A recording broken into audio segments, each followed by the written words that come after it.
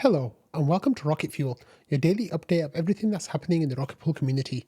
My name is Wack. Today is September 20th, and today's episode is going to cover some sad news about Rocket Lend. We're going to be talking about Constellation getting closer to testnet, and on the Ethereum side, we're going to be talking about Pectra being split into two hard forks, EthGlobal in Singapore, Vitalik doing DeFi stuff, and a whole lot more. So let's get started. 10, 9, ignition sequence start. 6. So we're going to begin the episode with some sad news right here. And this is a post from Ramana in the Rocket Lend thread. And he says, cross-posting from the other server, the GMC and Ramana have mutually agreed to suspend development of Rocket Lend for grant GA 132406.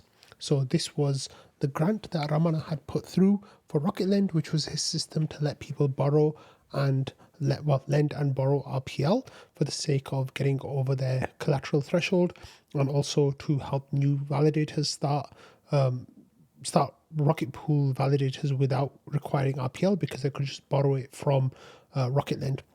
The thing that made this different from other services that let you borrow RPL is that it would be using your node as collateral. It would have your node RPL exit address as the withdrawal credentials was going to be set to Rocket Lend, and a whole bunch of other things. So the grant was actually for around $90,000 in total. That included $7,500 for work that was already done, $30,000 for an audit, up to $50,000 on post-deployment based on usage. So,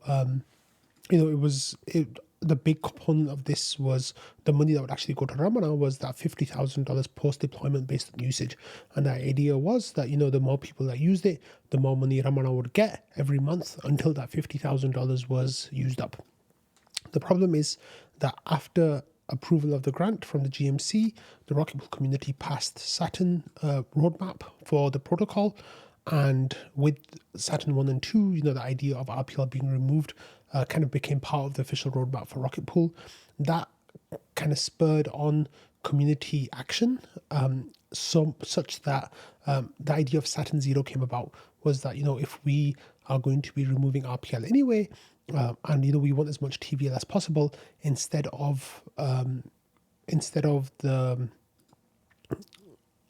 waiting until Saturn 1 to remove RPL, we could just remove RPL now, really promote TVL boost, and then we could have the RPL value capture be more effective on day one after Saturn, instead of waiting to build up the TVL in that world.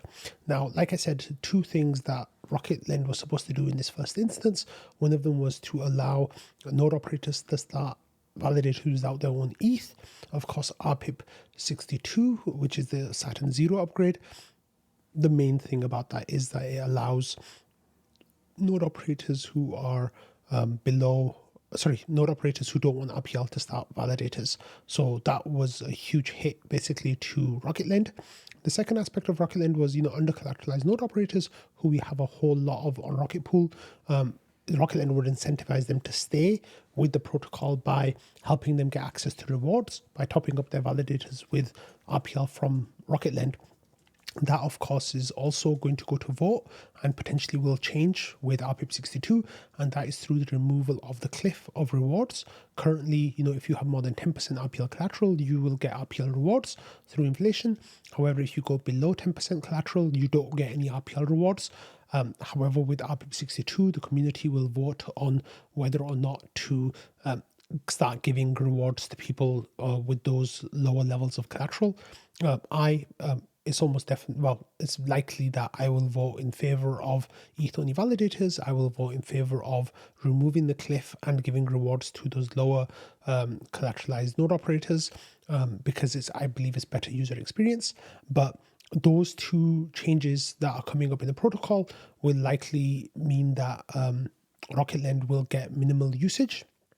And of course, the reason for that is you'd rather do those things with the protocol directly, instead of adding additional smart contract risk to your actions. So here, Ramana's post says, we have agreed not to use any further grant money to pay for an audit or post-deployment of Rocketland, and it will likely not audit or deploy Rocketland in its current form.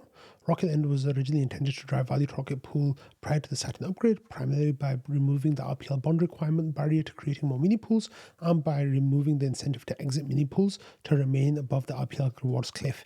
These value drivers were viable and prominent at the time the grant was approved. In the meantime, however, the Rocket Pool DAO has made plans, soon to be confirmed by vote, to implement an upgrade, RPIP 62, which solves these issues more directly.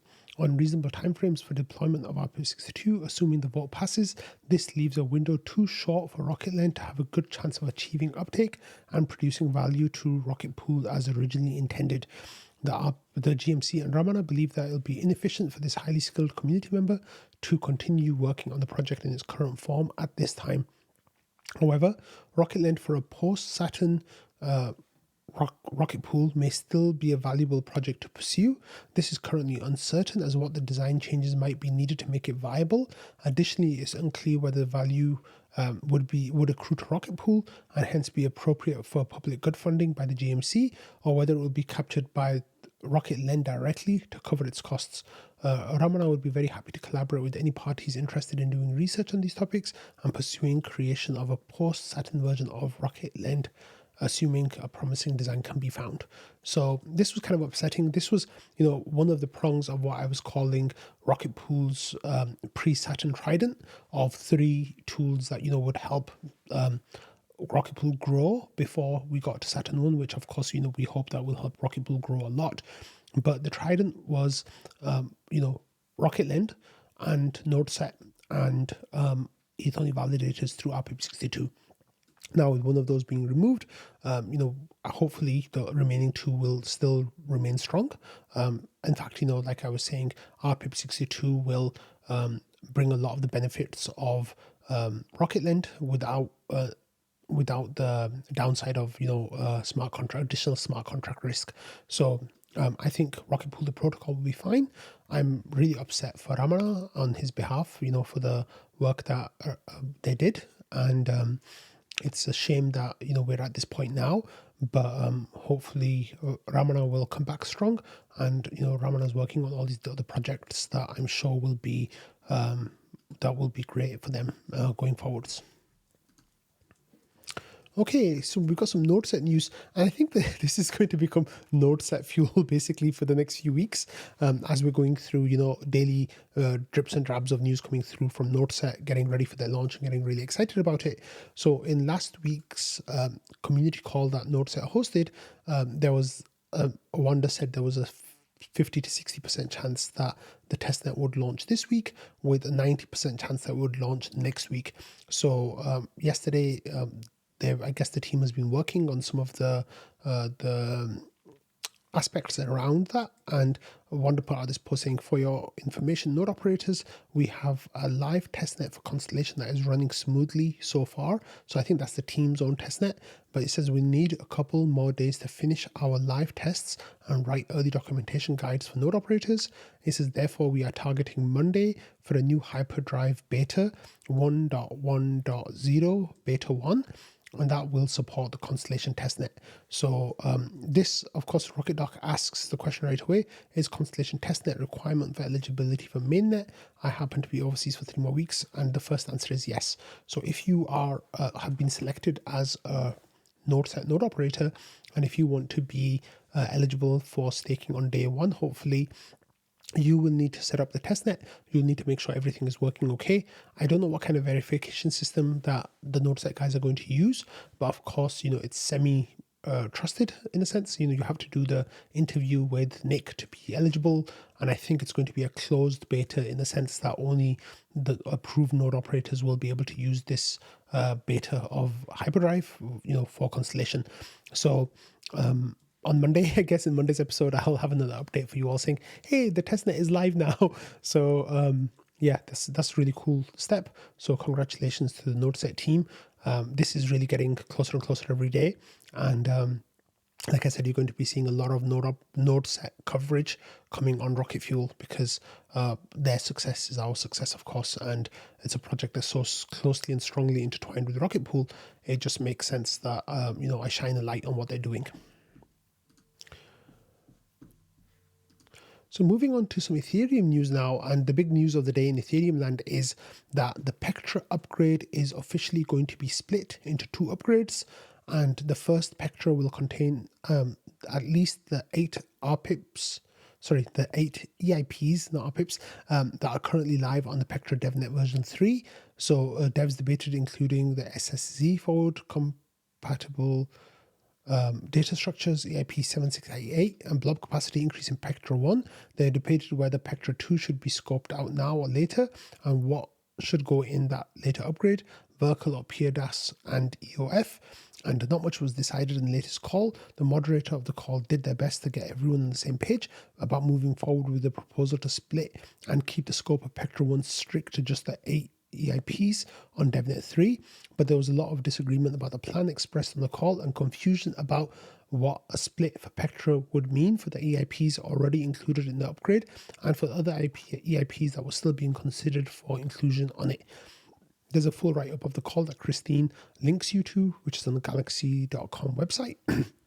But this news, I think, has been kind of telegraphed for the last week, and we got the first rumblings of this a week ago. At the time, I said that I was kind of disappointed that this was happening. I loved the idea of a giant Pectra and like all these really cool things that were coming with it, but I can kind of understand why it's being divided into 2.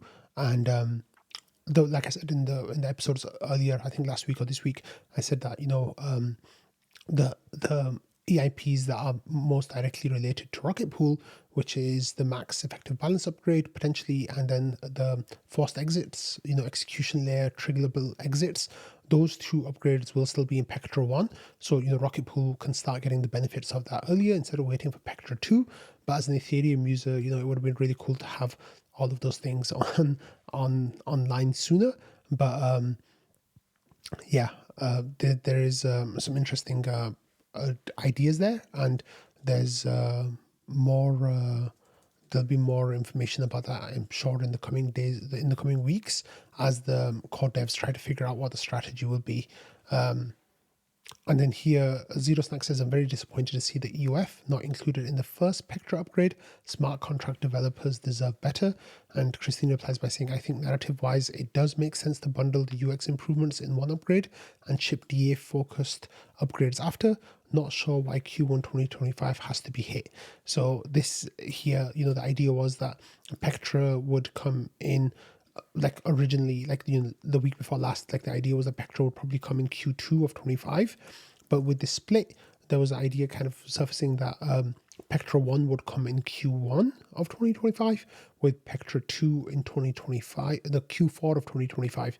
However, Christine here is already kind of laying the groundwork potentially for there to be some changes here, and not sure why the Q1 2025 target has to be hit. So yeah, we might get the worst of all worlds with, Pectra still coming in Q2 of 2025, Pectra 1, but it being a much diminished form of what we were expecting.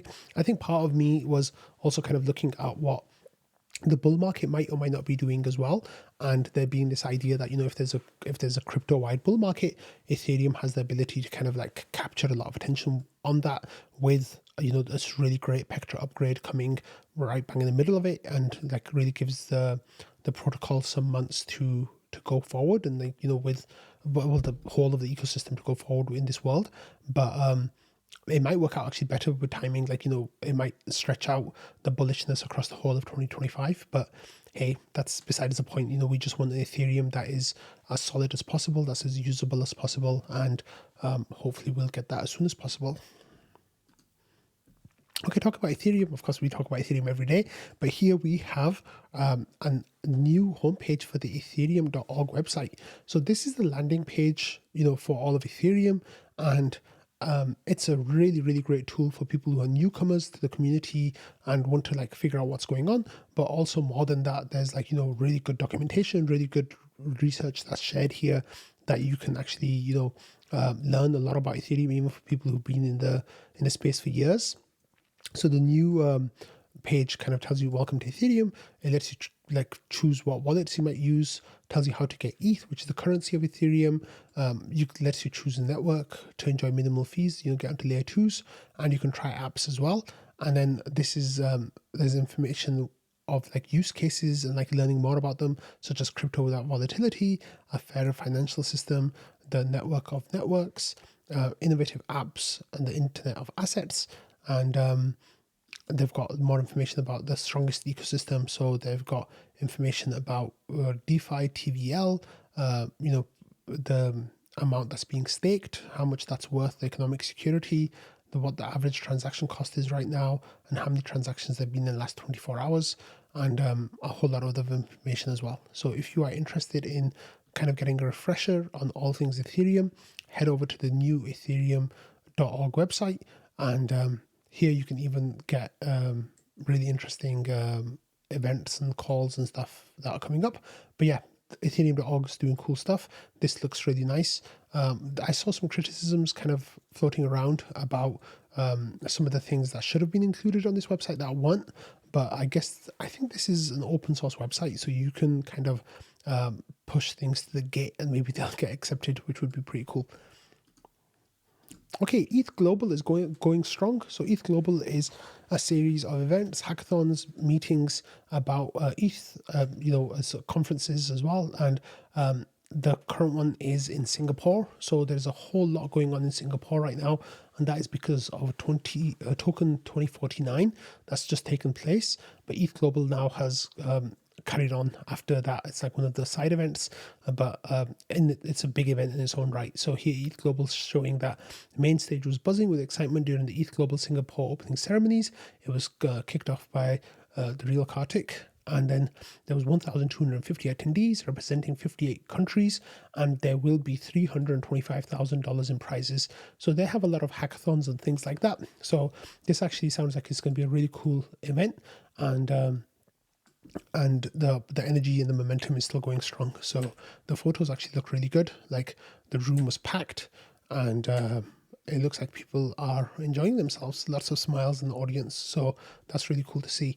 But yeah, if you can ever get yourself to one of these EthGlobal events, they're actually pretty cool from all I've heard. Sadly, I've not been able to get to one myself yet. Okay, DeFi. Like I said, everyone is in Singapore right now. Well, there's a whole lot of crypto people in Singapore right now. I'm kind of getting FOMO about it. There's so many cool events that have been happening. But one of the things that's happening was this breakfast that took place yesterday. Yesterday. And, well, actually, no, this morning, but that was Singapore time. So it was like, yeah. So on Friday morning, Hiyastani, who is the founder of Aave, shared an image of him and Vitalik and Kane and a whole bunch of other DeFi developers and founders and leaders in the space going out for breakfast and going, I guess, for a walk in the park. And it looks beautiful, like really nice September day in Singapore. And yeah, this was like a photo just representing some of the big powerhouses in DeFi. And Stani says DeFi renaissance is happening on Ethereum. And here there's a picture. Fear not, my friends, DeFi will be great again. So there's this been idea that's kind of like FUD that's been circulating that, Vitalik doesn't like DeFi, Vitalik doesn't care for DeFi, and it's just like incidental to what he's making with Ethereum. But I think this image kind of goes some ways towards dispelling some of that FUD. And in the replies here, like someone says, please DeFi pill him. Stani says he's already pilled, like you don't need to DeFi pill him anymore. And then this person says, can you convince Vitalik to use Aave? And Stani says he already uses Aave. So some of the things that people were kind of wrongly criticizing Vitalik for, and like kind of not seeing the nuance in his takes, are just seeing that their FUD is getting dispelled. So it looks like they're all having a great time in Singapore, which is really cool. And I hope they're all like happy hacking away and developing. Okay, and some news that's not so positive, sadly, and this is a tweet that came out from Consensys. And Consensys in April 2024, Consensys filed a lawsuit to protect the Ethereum ecosystem from the SEC's regulatory overreach and to stand up for the industry that has been subject to the agency's reckless enforcement agenda. So they're replying to, this SEC kind of doing enforcement through like through like legal aspects. What's that phrase? It's totally slipped my mind. But yeah, and regulation through enforcement. Sorry, that's what it is. Like that's what the Consensys and others have been accusing what the SEC of doing that, and how they have taken steps that are completely wrong. So to kind of like act like strongly against that, like they decided to sue the SEC. And unfortunately, what's happened is they're saying that the Texas court today dismissed our lawsuit on procedural grounds without looking at the merits of our claims against the SEC. And Consensys go on to say, our suit against the SEC laid bare the overzealous investigation of Ethereum, and policymakers and the public at large voiced deep concern over the SEC's investigation of blockchain software development. In a significant win for the industry, the SEC dropped its Ethereum 2.0 investigation after our litigation was filed, and the Texas court today recognized that the SEC already gave Consensys the relief it sought on that critical issue for the Ethereum ecosystem. Outside of the court, we have also seen signs of what could be a momentous step change in Washington's sentiment towards cryptocurrencies and digital assets during a crucial period in the US politics. We're on the right path. We must remain vigilant. Consensys is resolved to keep fighting for the rights of blockchain developers in the US as we contest the SEC's actions in Brooklyn. So here they're saying that there's been a wind change in Washington, and it looks like we might be getting more favorable policies soon, but that this is definitely something worth paying attention to, and keep fighting for it, because the SEC hasn't gone away yet, and there's still more action to take here. So people here saying they're proud to work with a company like Consensys. And of course, there's the usual FUD in the Twitter replies, so let's not go into that too much. Okay, let's talk about layer 2s for a second. And here we have news from Base. And this is from Hedgex saying, Base on Ethereum is the fastest growing ecosystem in the history of blockchains. You can see the surge in June was when the smart wallets were released. So if you have a look at the chart on the screen, it shows two different pieces of information. It shows new users every day and cumulative users. So the chart looks kind of like flat for a year or so there, or like 9 months, with the cumulative users being really low, the new users being really low, almost down to the thousands per day, basically, over that beginning period. But then towards the beginning of end of the first quarter of 2024, around March, and then going into May, especially, the number of new users and then the cumulative users started going up astronomically quickly. And we can see that now we are getting around 800,000 new users per day on Base, and a cumulative of around 55 million users on Base, which is absolutely astronomical. So like Hedgex says, that this is the fastest ecosystem growth in the history of blockchains. It's because most layer ones don't have that built-in audience like Coinbase does. And what Coinbase can do is tap into that, their users, and get them on chain in a way that other layer ones or blockchains can't do. And it took Bitcoin many years to get 40 million wallets, and it took Ethereum, I'm sure, quite a long time to get 40 million wallets as well. And now here's Base doing it in just over a year, which is pretty remarkable, really. So I think that the only time this will be beaten is by another layer 2 tapping into an even bigger audience, whether that's something like Sony, whether that's a different protocol or community that comes onto Ethereum and brings all their millions of users with it. It's going to be really interesting to see how this works. Okay, so you might start seeing me covering Benjamin Cowen more going forwards, and there's a reason for that. So for the last couple of years, for pretty much as long as I've been making rocket fuel, Benjamin Cowen has been bearish on the ETH BTC ratio, on ETH as a whole compared to BTC, but also crypto in general, because he felt that the market was set that, the prices will go down. Now, he's been calling for the ETH BTC ratio to hit 0.03 to 0.04. And he was making this prediction when, it was above 0.08. So he was saying that it's going to go down by 50% against BTC. And, I watched his content thinking, oh, and thinking all sorts of horrible things about him, basically, because it was going against my biases, right? But anyway, he was kind of proven right a little bit on that. For right or wrong, whatever your understanding of that might be, that's besides the point. But one of the things that's interesting, and the reason why I'm sharing this here is because Benjamin Cowen is now saying that I think the bottom for Ethereum has either already come in or it will come in very soon, within the next couple of months. And he says that, we're in our target, but trying to find the exact bottom is a fool's errand. And now's the time, basically, if you switched out of ETH and into BTC to kind of hedge, now's the time to go back from BTC back into ETH. And I think he's going to make that trade himself for his own portfolio soon. But he hasn't made an announcement that he's done it yet himself.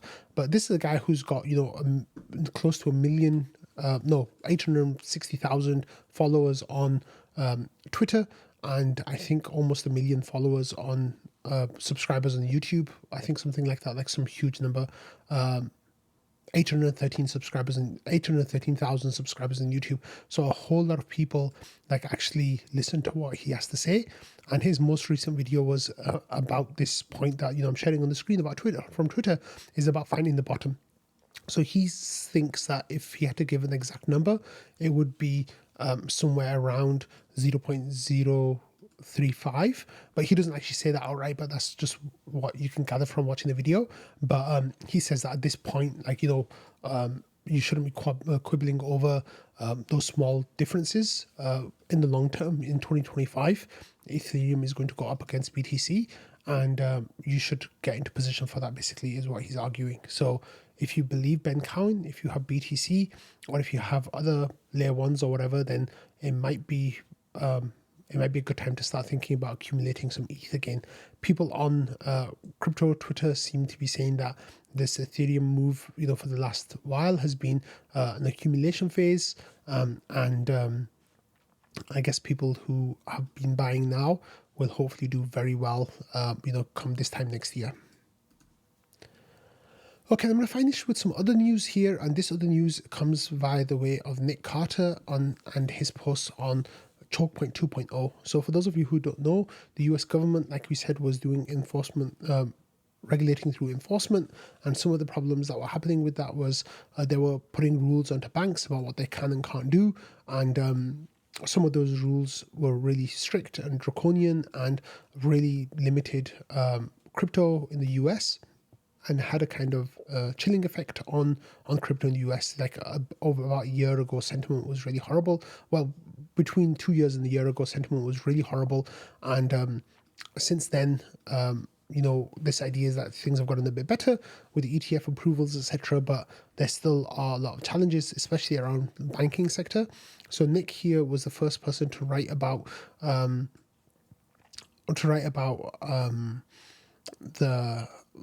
the US government kind of cracking down on banks like this, and he gives more information basically about his original reporting.